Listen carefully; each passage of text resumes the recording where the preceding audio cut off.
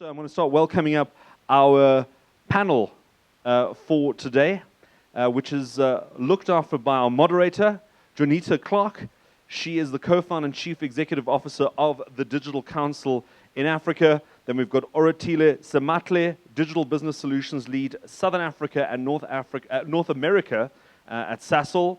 Then Baljeet Nagi joins us on stage again, Director of SCM Business Development and Strategy at Oratile. And then Andile Mnguni, Acting COO and Senior Manager at Dube TradePort Corporation. So please welcome them on stage as the moderator and the panelists take on the Industry 4.0 revolution.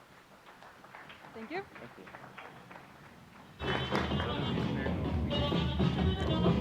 Good morning, everyone. My name is Juanita Clark, and I'm the founder of an industry association called the Digital Council Africa. I have to always remind myself I'm not here to talk about digital transformation and typically in the role that we've done it. But about 12 years ago, I started an organization because there was a movement to start deploying fiber optic infrastructure. Remember those days when everybody thought that fiber was just part of your diet, something you had for breakfast? So I had the fortunate job of going and starting educating and talking to governments and people about the importance that high-speed broadband will play in the future. And I'm really proud to say that today South Africa is one of the most connected countries on the African continent. And if you look at Africa as a whole, Mauritius is African, by the way. Everybody says, but it's Mauritius. They belong to us. Mauritius is African. They are the third most connected African country in the world globally. So currently the UAE leads. We measure the deployment of fiber optic infrastructure as a key economic indicator when we look at the world. And it's very interesting because we measure two things: the pace at which we deploy and the pace at which we take the service. And that tells us a lot about the maturity of the market. It tells investors a lot of things about a country where they look to invest. Because where there's digital adoption, it tells you that there's a lot of room for investment and that people are eager to learn and eager to expand, and that there's a market for services. So, and that obviously sets the scene for a lot of things. Once you've got the highways and the big broadband infrastructure in place, anything else is possible. But that's the critical component. That's the backbone of digital transformation, is making sure that we've got the right infrastructure in place. So we've overcome tremendous obstacles, legislation that simply cannot keep pace with technological advancements. And then, of course, we had the pandemic. So, by the way, has anybody noticed like there's no COVID? When last have you known anybody that's had COVID? Everybody's got like swine flu and colds, but COVID's gone.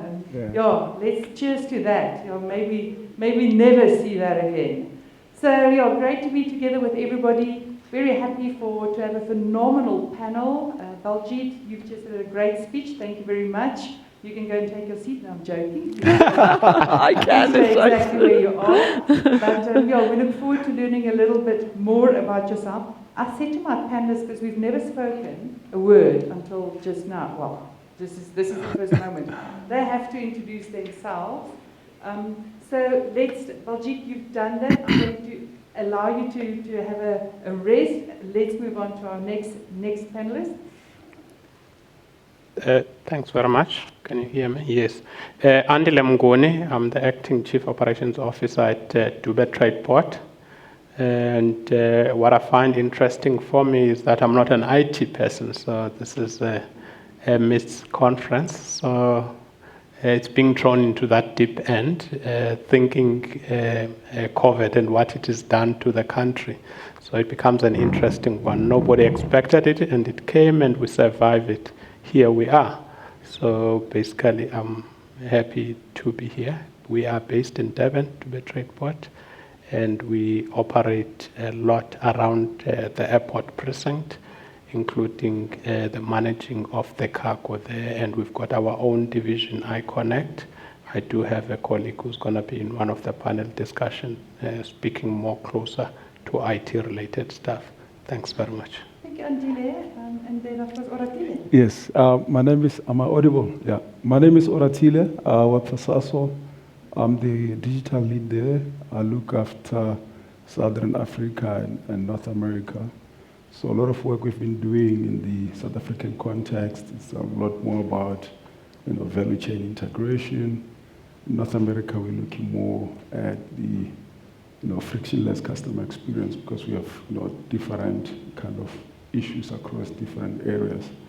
But I'm a lot more passionate about, Africa as a whole and this topic of Industry 4.0. We talk Industry 4.0, and 60% of youth in Africa have not seen Industry 3.0, let alone Industry 4.0. And the question then becomes, how do we use technology to solve that, same problem? You look at today's challenges, for an example, in South Africa, you have load shedding, you have, protests every day, they disrupt your supply chain. Again, the question is, how do we use technology to actually solve those problems? So that's what I'm passionate, as much as I'm doing a lot of work in abroad. I'm a lot more passionate about, specific issues that we experience across Africa.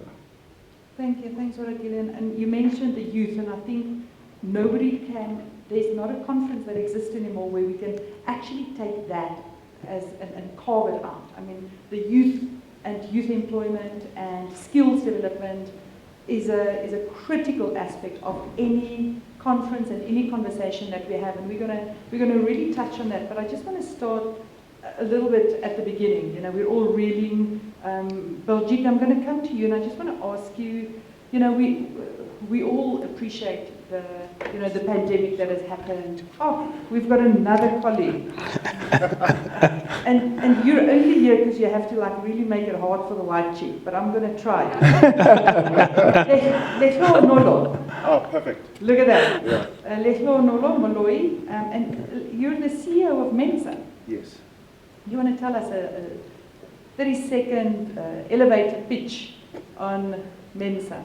This is one. Can you guys hear me? Perfect. I'm Lehlohonolo Molloyi, the CEO of the Mining Equipment Manufacturers of South Africa. It is an industry cluster that was developed in 2016 with the assistance of the DTIC, with specific focus to highlight the challenges that the mining industry has in terms of manufacturing. And also it was part of the mining Pakistan in 2012, where the industry, both in the public and private sector, realized that the mining industry is not a sunset industry. And I think during COVID, that was very clear. And then the industry said, we've got a lot of deposits that's sitting in the hard rock, and how do we make sure that those deposits are not lost? So then the mining industry, together with the private sector, then decided, and government said, we're going to form organizations that will then speak to the local manufacturers, and that's when MEMSA was born. And we've been around from 2016. We started with 13 members. We're currently sitting with 44 members, mainly local manufacturers. Thank you. Well done. Thank you and welcome. I'm going to refer to you as Mr. Molloyi from now on.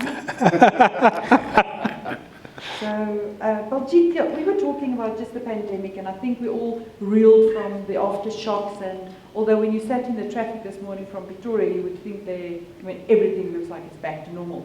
But just what's been the biggest impact that the pandemic's had on manufacturing, and what are some of the biggest obstacles that some of your customers had to overcome in this journey? Thank you, Janet.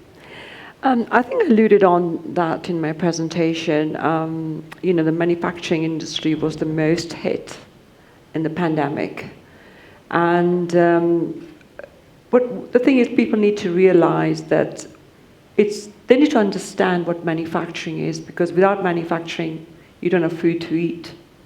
So and they were really, really impacted, and that's what I was saying earlier on in my presentation, that we had shortage of shelves being emptied and logistics being disrupted, etc. So yes, the manufacturing industries really came to a standstill because they just didn't have that capability, or as I said, the business platforms to really change and can't become digital, because if everything was so rigid, they couldn't really do anything. There was no stock. They couldn't, get orders. Suppliers, global supplier networks were disrupted. The saying goes, buy from the East and sell it in the West. I mean, depending on your suppliers, all of that was disrupted. There was no tools for manufacturing companies to really kind of analyze what was going on.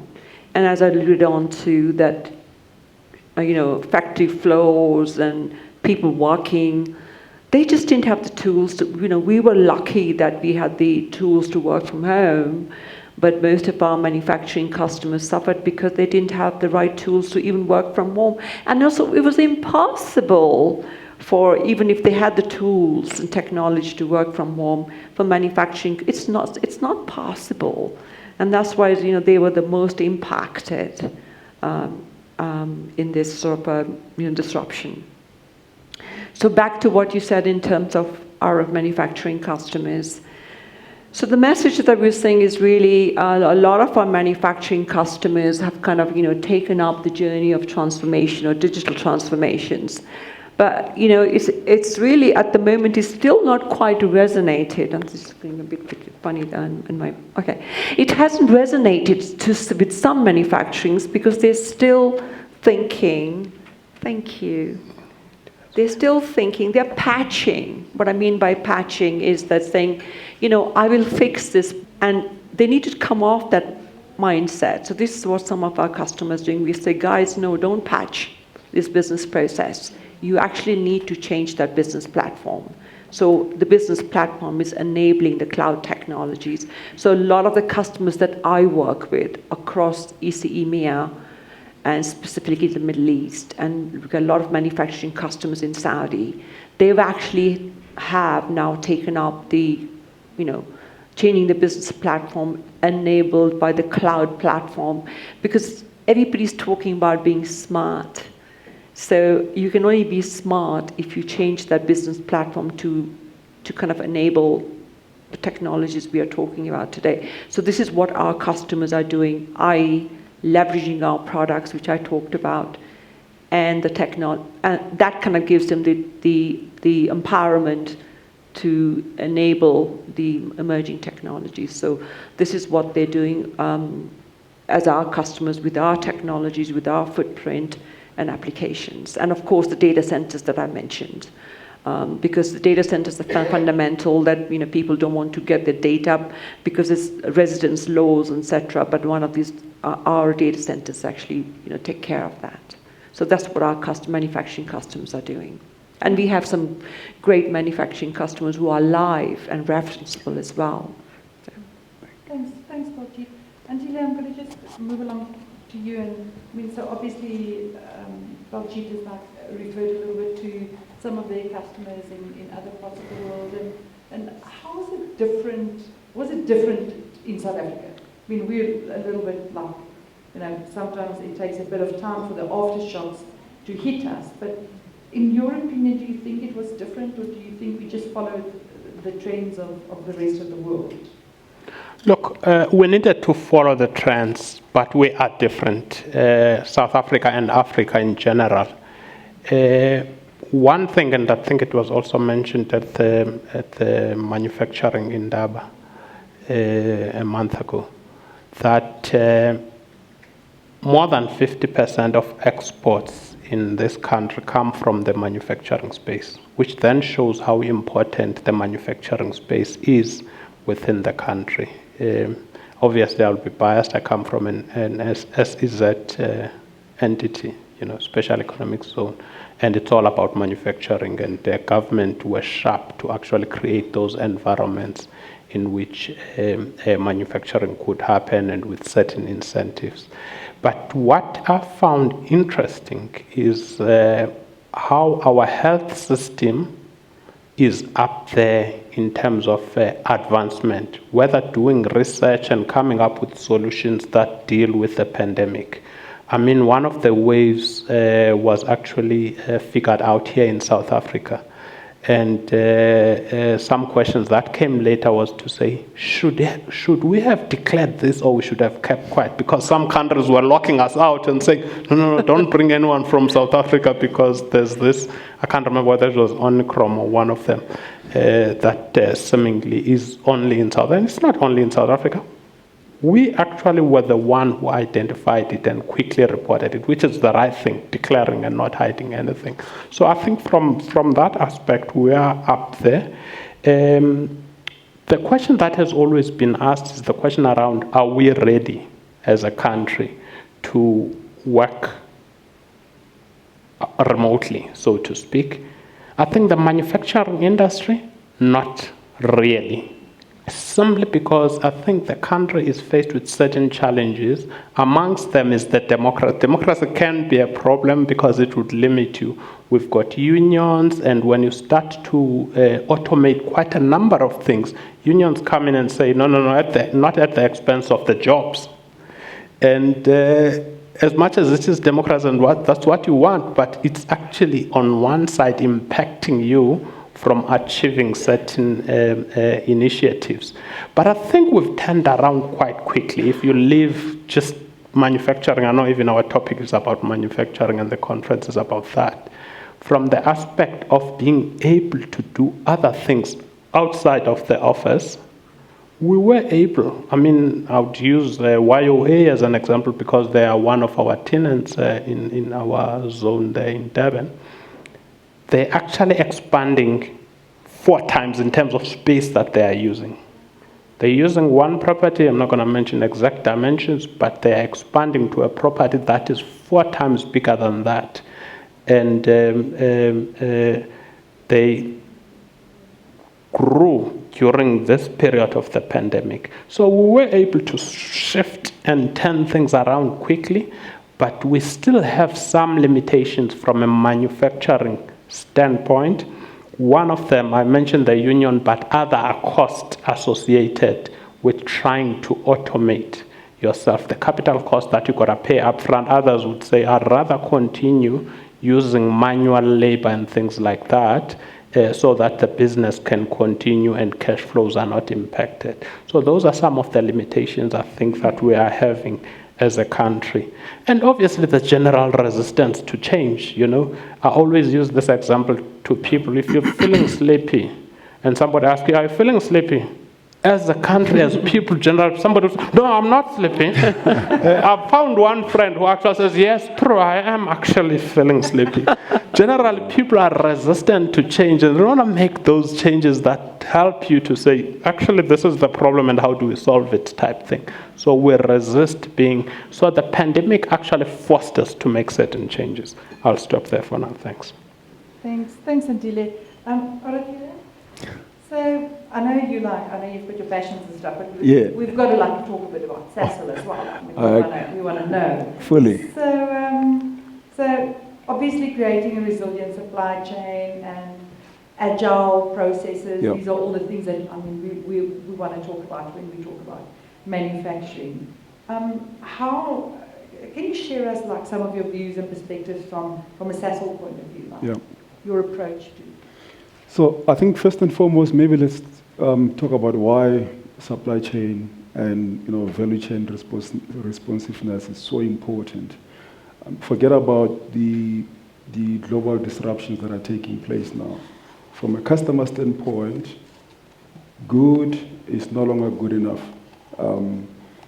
Producing a high quality product in itself, it's an assumed thing. So customers in fact don't care about that. What is becoming very, very important is the right product at the right time, delivered to the right place for the right customer. And that speaks to your value chain, supply chain. At the right price. Add that on top of it, right? So how then do you become that responsiveness? Because Because let's say if we have your supply disruption, it simply means you're going to be disturbed, and then you cannot be able to take your product to customers quickly. You need to come up with systems, but to answer that question, let me answer it in two parts, the who and the what. And this who, it's a very interesting concept that we've been discussing with INSEAD colleagues. The what, I think is very simple. It's people, process, technology, and we'll talk about that. There's a new role that is emerging in Central Europe, and it's called, Chief Ecosystem Officer. And it's really earmarked to solve this, supply chain responsiveness type of a thing. So what that role does, it looks at an organization as an ecosystem of multiple parts. It also looks at what actually happens outside the organization in terms of your logistics, your rail, your marine exports. All of those entities are actually your partners to help you respond.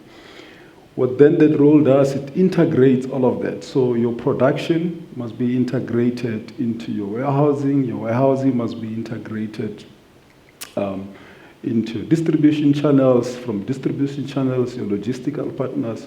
So you have all of this, you need to have all of this, base architectural layer that can make everything connected to everything. So your sales and marketing people must be able to see what is coming out of production. And that also depends on the business model. I mean, different manufacturers adopting different business models. You have, for an example, you make your product to order. So that means you only make your product once you have an order. Or you can make your product to stock. So it means you're making your product and you're stocking it. And the question is then, do you sell from inventory? So do you sell from product that is already stocked? Or you sell a product you have not manufactured yet. So that, all of those specific details informs that architectural layer that I'm talking about. Let's say you, for an example, you're sending a product to China, you need to have visibility in terms of what is available from the stacks in the Durban harbor, in the ships, and that must be connected to your customer service teams. Marketing and sales must see that. Production must have a view of that, and then you must be able to switch. Also depending on what customers' demands, what is available on stacks, what the logistical partners' capacity is. So that speaks to this, and it's also new to me, and we're starting to think along those lines of saying, how do we come up with this ecosystem partner roles? And then you have the second part, which I'm also quite passionate about. People, process, and technology. Let's start with the process part, is how do you come up with self-correcting processes?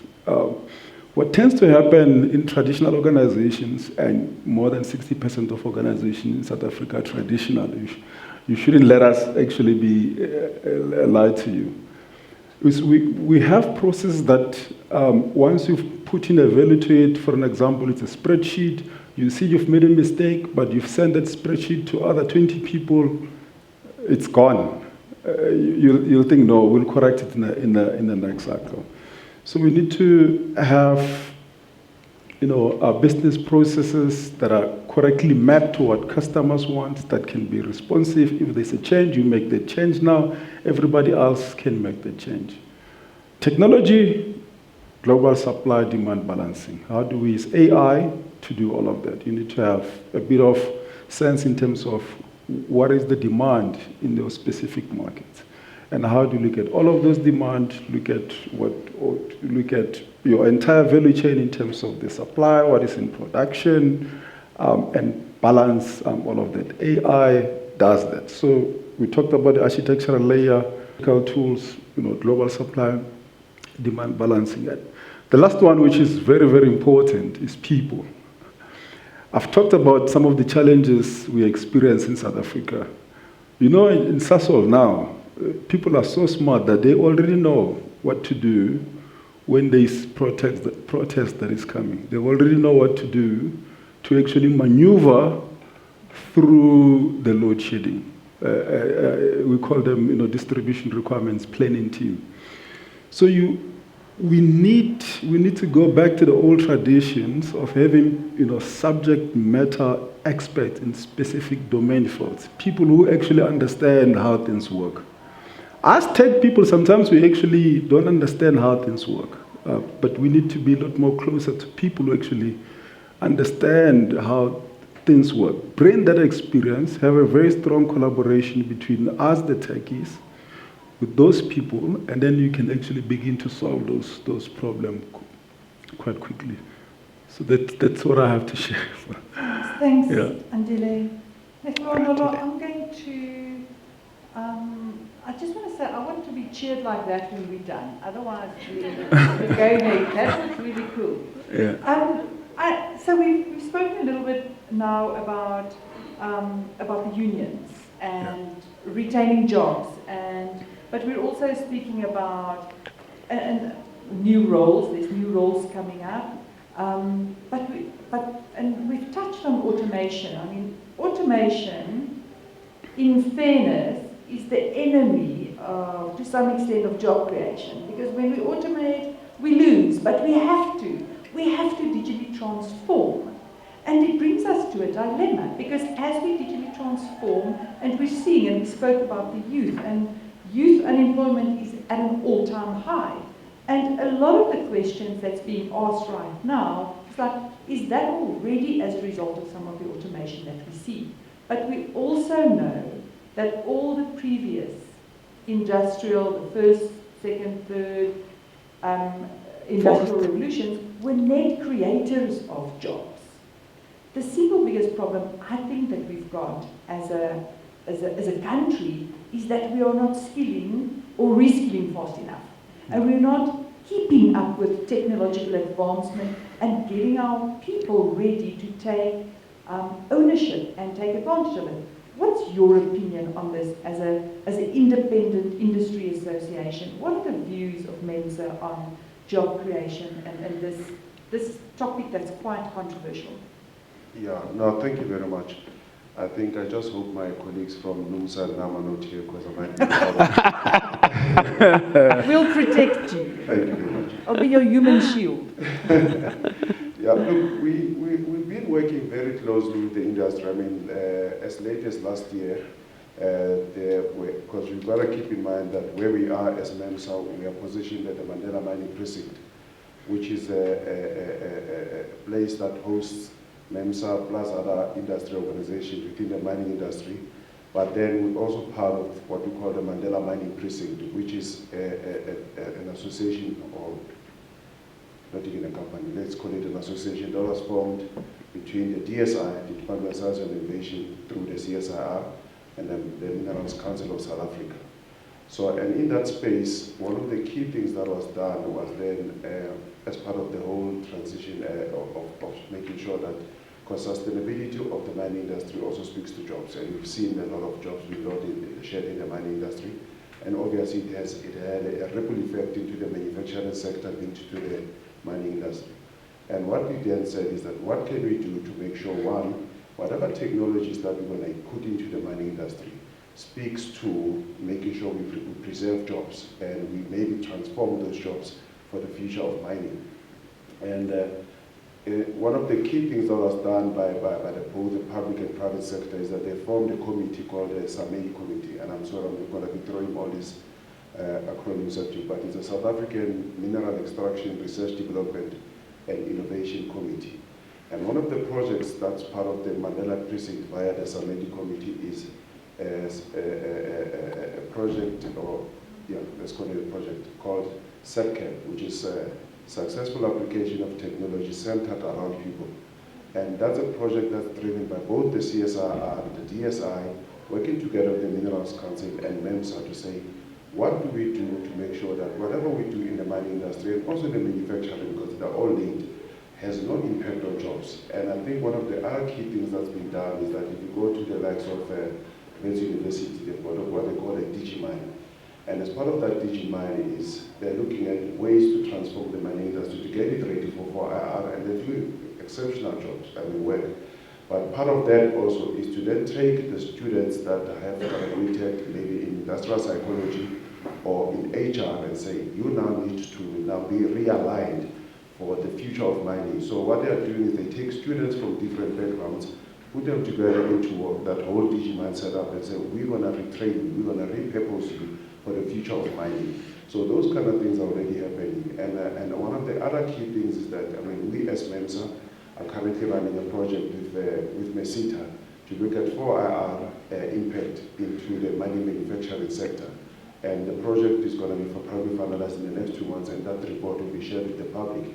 But the learnings from it that most of our members and the industry at large is starting to embrace 4IR with the purpose of saying, how do we survive, how do we become competitive, and how do we keep making sure that we increase the employment and making sure that people are skilled for the future of manufacturing. So, and over and above that, we've got MEMSA also working with the CSR on what they call the smart factory. All right, and part of that smart factory includes digital twinning, which Baljeet mentioned earlier on. I mean, one of our members is now moving factory from one premises to another, and they have now spoken to the CSR where they're now simulating the new factory to say how best can we optimize this factory, how best we get the best out of our people with the amount of people that we have, because they're growing, and they're saying we need to really make sure that with this growth we are relevant, we are competitive, and we are make sure that we embrace the future of manufacturing. Yeah, so that's where we are. That's splendid. Excellent. Fantastic. Yeah. So it's always sad for me because there's like such phenomenal stories that isn't always told, and it's really Fantastic. It's really amazing. That's a hidden gem. Yeah, I think this deserves a round of applause. Yes, it does. Yeah. Well done, it's a very important conversation. You know, there's skilling and looking at our educational system and whether that's keeping up, and then there's also reskilling, and that's not something that there's a line in the sand where we say we've reskilled. I mean, you know, we know that I think what is it like the e-commerce sector grew by 600,000%. It's insane numbers. They can't keep up. So there's a lot of economies. The data consumption in South Africa, I don't know if there's somebody here from a data center, I think it's 4,000% increase in the last 2 years. It's literally doubled in the last 2 years since the onset of the pandemic to what it is today. Another interesting fact is how we consume data. There used to be peaks and troughs in how we consume data. People used to be in the car, in the traffic, drive to the office, come home, and make food, and that's flattened out. It's flatlined. It's gone up, it's sky high, and it's sky high consistently. There's lower drops in the consumption of data between 2 o'clock and 5 a.m. But otherwise, it's flat out up there. And people are doing different things. What they're consuming is different. So in my world, we're seeing a lot of trends that's really changed over the last 2 years. But also some concerning numbers are, in the beginning of the pandemic, there were 6.5 million young children that were left without access to education. The digital divide was increased as a result of the pandemic, as some people had access, and those that had access to data could consume it, and some people couldn't. So the digital divide and participation in that is all of our problems.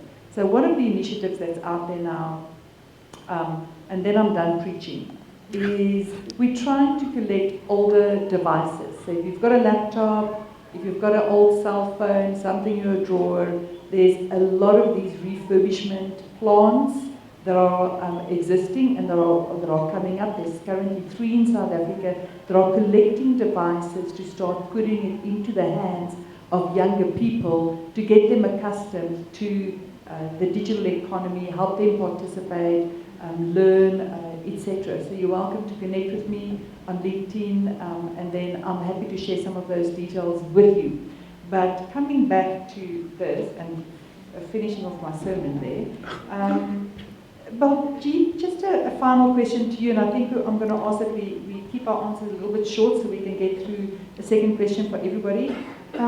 As the drive now to digital transformation increases, and we know it's happening, either on the boat or on the train or on the platform, But in which way do you think things like AI and ML is going to contribute to smarter manufacturing? Like a couple of brief points, and I know you touched on some of it earlier, but just to help us navigate this. Sure. So in summary, all these emerging technologies in the manufacturing is definitely going to drive automation, and improve the end-to-end visibility. Preventative maintenance, is key. Making sure that something's, if it doesn't fail, is important, because that really adds to the bottom line. Why do you let something fail and incur a cost? So it's driving costs down as well. Quality is also very important. When you actually are producing something or goods, etc., it has to be the right quality. Because if it gets to the end user and if it's not the right quality, then you have to compliance is there as well, in terms of the rules and regulations. So all of these AIs and machine learning is not, as I said, not just driving automation, but kind of really improving, fixing problems that are not visible today. And maintenance is key, really, about your floor, factory floors, what's happening to make sure that everything is in the right place, maintenance-wise. But again, I think that the whole thing about these emerging technologies is really driving that automation. And if I may pick on this point that you just said, is about the people skills. And I think that, to me, I just feel that, I can just kind of, an analogy is to myself. Right, for example, we're so kind of tuned to do our way, and I'm very protective of this is my job. But I think with this automation, it's going to free us, especially, to say and do something which is new and innovative, right? Gone are the days where, we're just fixed to one job. It's just giving us a lot of platform to become the scientists, to be, there's skills out there you mentioned. As now is the time to really diversify.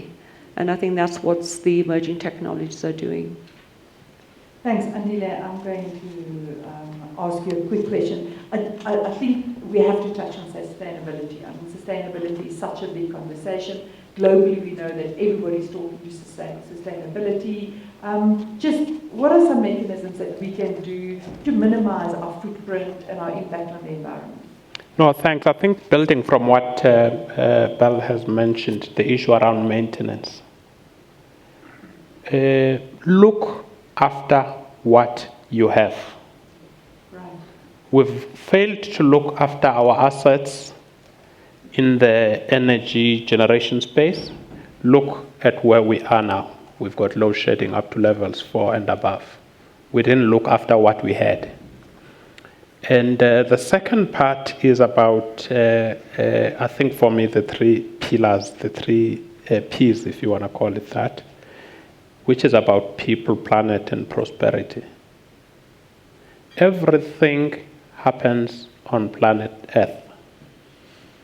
So we've got to respect that planet Earth as people in order to prosper.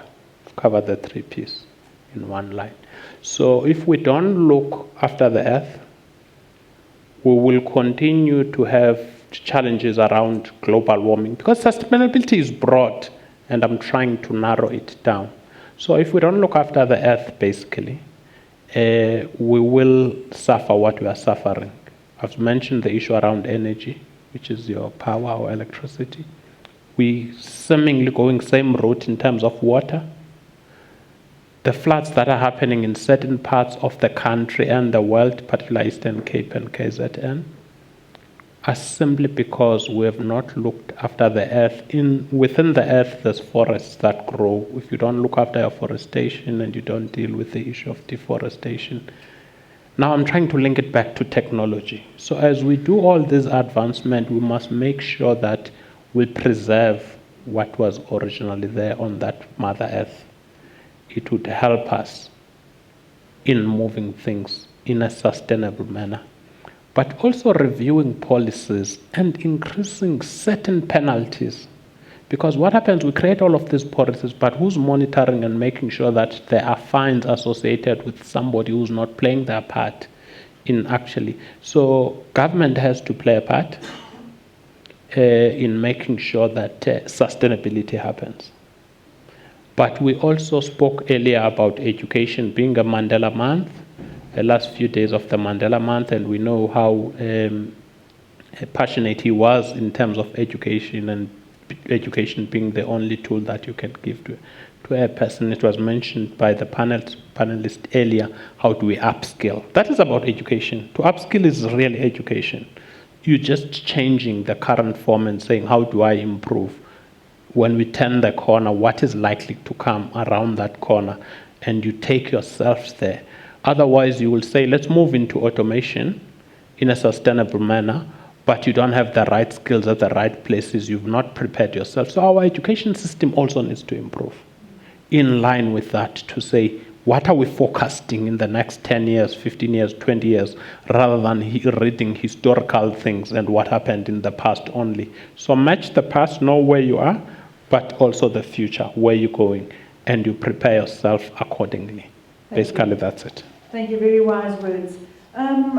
We've got a very very little time left. So we are hardly coming to grips with the fourth industrial revolution. Now we're talking about Industry 5.0. Are we going to get there? Is Eskom taking us there, or are we staying here? I think in fact Industry 5.0 is better. So Industry 5.0, it's not a new revolution. It's actually just a complement to 4.0, and it solves this machine-human collaboration. So all that it does, it takes the responsibility back to human beings. I mean, one of my friends in the cosmetic manufacturing industry actually had a labor case where somebody didn't do their job, and the answer was, I thought your robot is going to do it.